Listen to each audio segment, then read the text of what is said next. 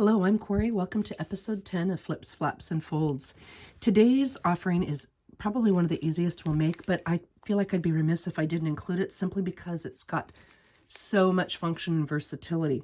It is just a folded over piece of card in this particular case that ends up making 1, 2, and 3 different pockets.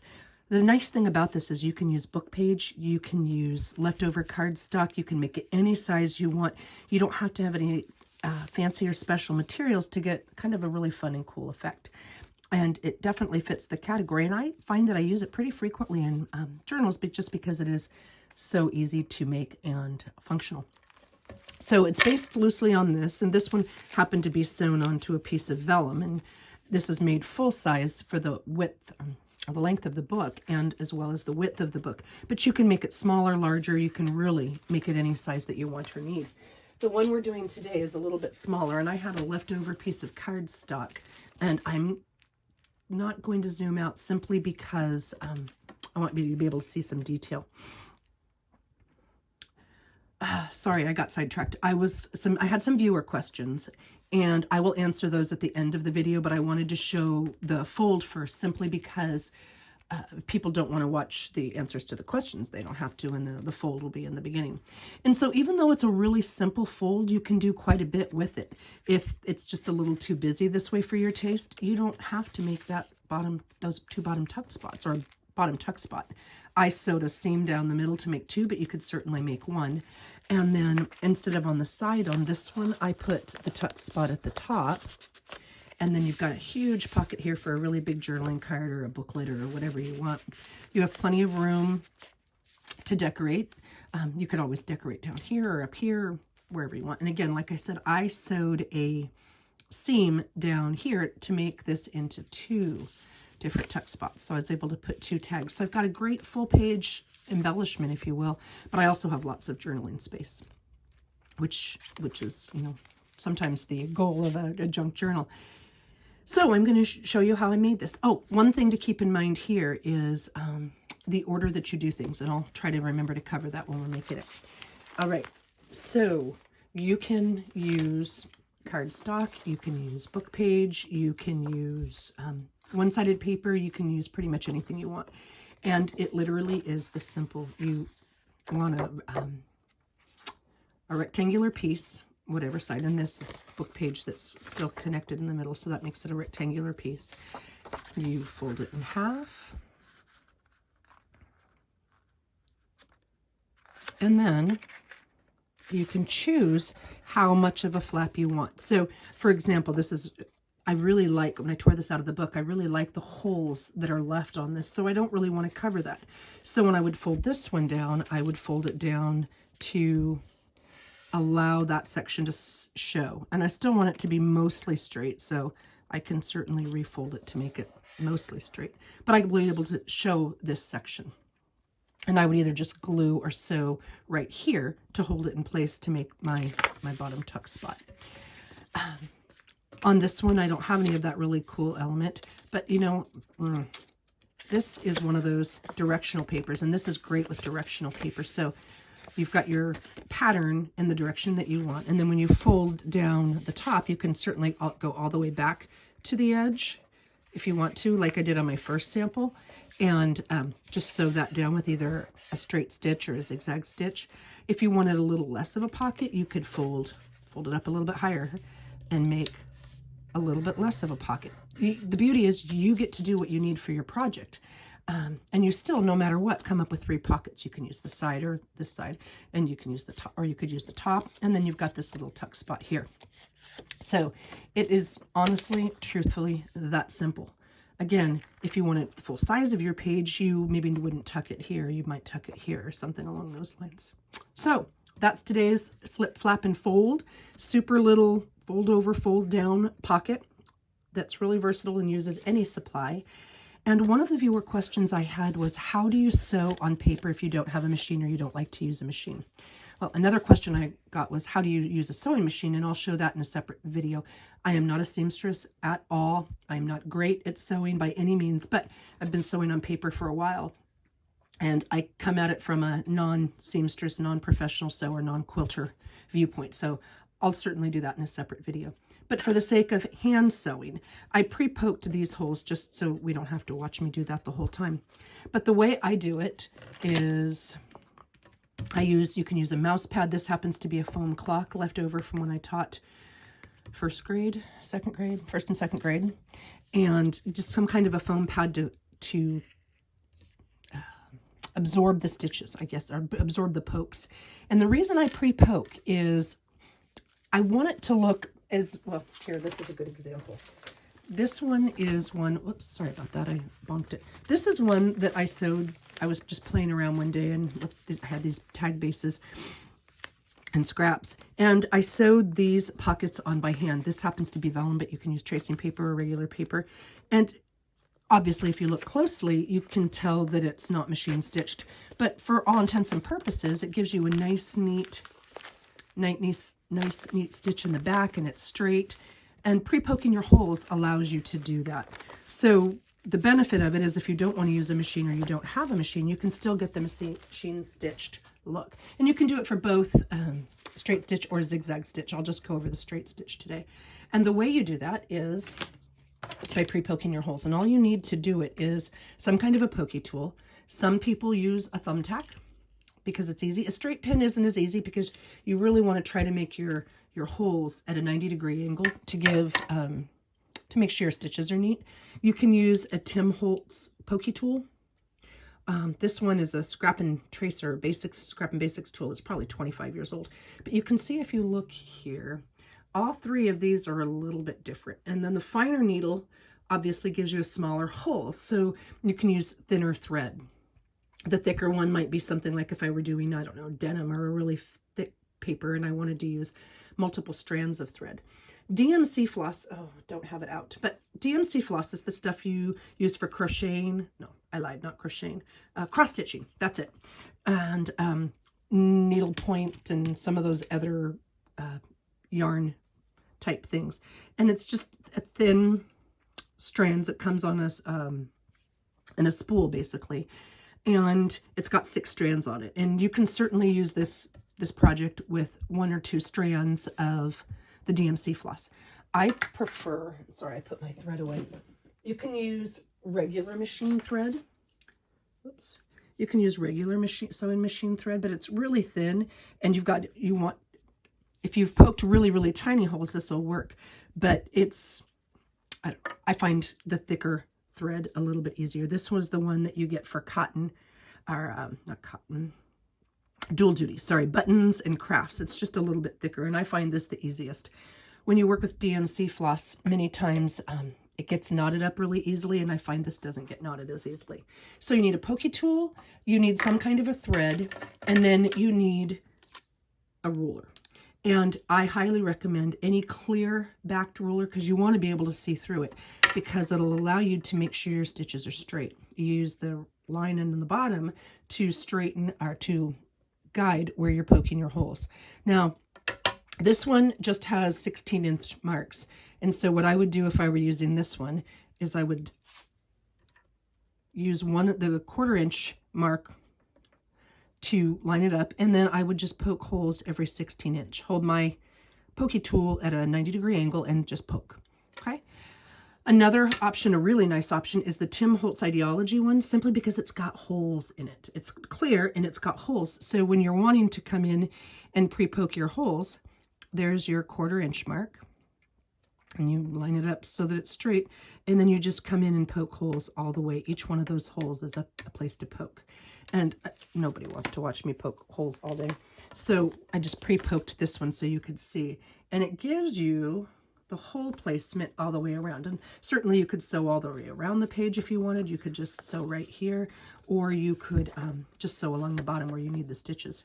Oh, I knew what I was going to mention and I forgot. This is my third take on the video because the dogs kept barking. Sometimes when you're using old book page for this particular project, you might want to put washi on the edge or some seam binding or even roll this over and sew it down. Because if you're taking things in and out, it's pretty fragile and it can tear easily. So this is a great project to put something on the edge. I just wanted to mention that earlier.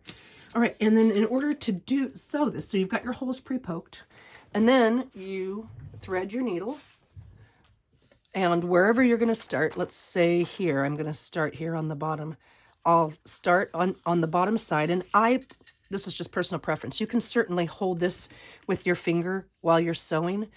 I find that I usually let go and then I end up pulling the thread through. So I'll just take a little bit of double-sided tape and I'll hold that in place. Now I can lift it up later on if I want to tie it or do something different with it, but I often hold that in place. Now I often also hold it kind of like this to make it easier because we're going to be working from both sides.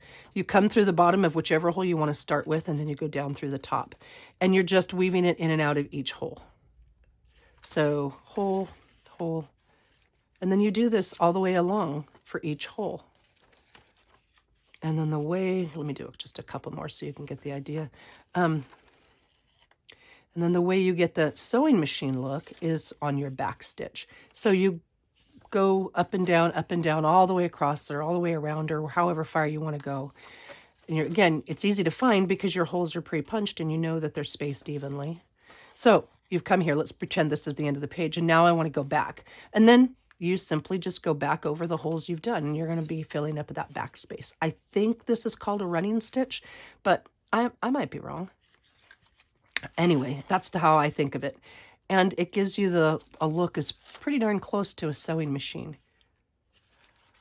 The thread is super inexpensive. Needles, I have no idea what size. Something that looks smallish and looks like the thread would fit into the hole. And then you can tie it off or put another one in, and I'll see if I can show you there. See, again, it's not a perfect sewing machine stitch, but it works. And especially if you don't have a machine or don't want to get a machine, but you want the sewn look on your page. Okay, so that was one reader question or viewer question. How do you sew on paper? And that's how I do that. Another question I got was, which challenges am I taking part in? And as of right now, I'm taking a part in a few. The Ann Brook 52 tags handmade, Gail Augustinelli turned me on to that one, and it's kind of fun. The first one, and it's fabric and slow stitching and stitching by hand. The first one was white, or the challenge was to use white, and I figured shades of white was close enough. And so I used some of the leftover bits from the journal cover I made for this project to make a tag for that. And 2021, I've done a word of a year with Allie Edwards for a long time. And this particular year, 2021, my word is impact. So that's week 1's tag. And then week 2's tag was to use a heart with contrasting colors or contrasting background. And to make this, I just used a piece of batting or maybe even felt, might have used felt, and some muslin. And I sewed French knots, and then I just used my machine. Again, I could have done that by hand, but I was lazy, to sew down the center of the heart. And then to make these words stand up, I used one of those Tim Holtz strips, the larger ones. They have a couple different sizes. They've got the smaller and then the larger with just words. I chose the words I wanted, inked them, and then to make the backs, I just cut off a piece of the bottom or the side and made little banner bits. And then I covered the whole thing in Nouveau Deluxe drops. So the words are already printed for me. Oh, and I inked them. I don't remember if I mentioned that. Inked them and then put the banner bits and then covered the whole thing with the Nouveau Deluxe crystal glaze drops to give it that kind of, I don't know, more finished appearance. And then I just put a little fabric snippet, lace, and button on the bottom because I like the dangly thing. She's done 3 weeks. Yesterday she did her 3rd prompt, which was scraps. And I'd started it and I wasn't loving what I was doing, and then I had an idea. And so this is going to be week 3's tag, these pieces. I have an idea of something I saw on my desk that will be week 3's tag. So I'm doing that one. Another one that I do is Tina at Shabby Dabby Doodah. She has a Facebook group. And she started in November. And so she chose a junk journaling section with each letter of the word November. So newspaper, oval, vellum, envelope, music, buttons, ephemera, ribbon. That was November's. And the idea is you challenge yourself to make something using those items. And so here is my November's offering. And then December, whoops, where's December's? And then December's. And I chose to make tags, but you can, of course, make anything you want. So there's December's offering. And then January. And then this was my most recent January one. So again, I use the words in the title, in the name of the month. She gives us what item we're supposed to use, and then we come up with our own interpretation. So I'm doing that one. I am not doing the one by Rachel at Roxy Creations simply because I don't make journals to sell and I don't need mass of anything.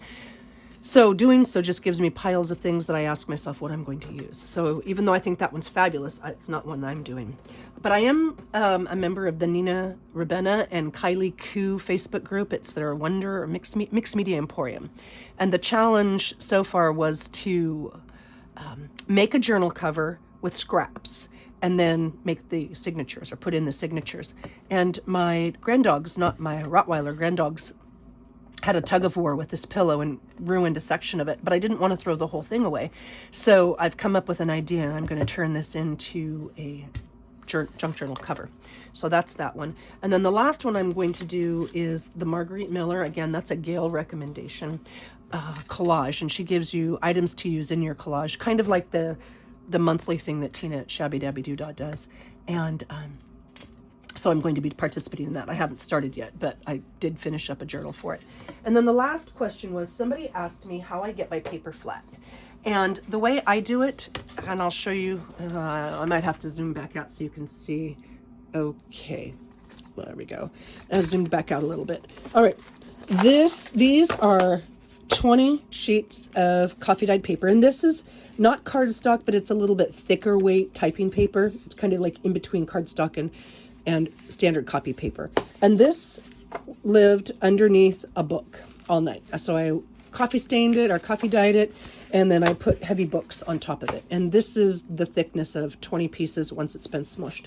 And I haven't taken these out yet, but the others, what I did is I took scrap pieces of plywood. I think this is 16th inch plywood. And you can see they're not even cut to the same size.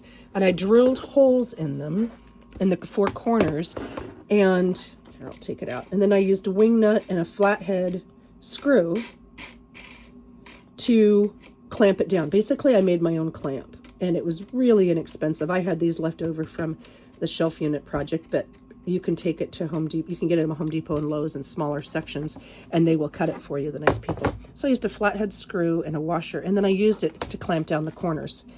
Now, I don't, when I take papers in and out, I don't unscrew it all the way, and that's one of the reasons I got long screws, so that I would have room to put thicker things in there.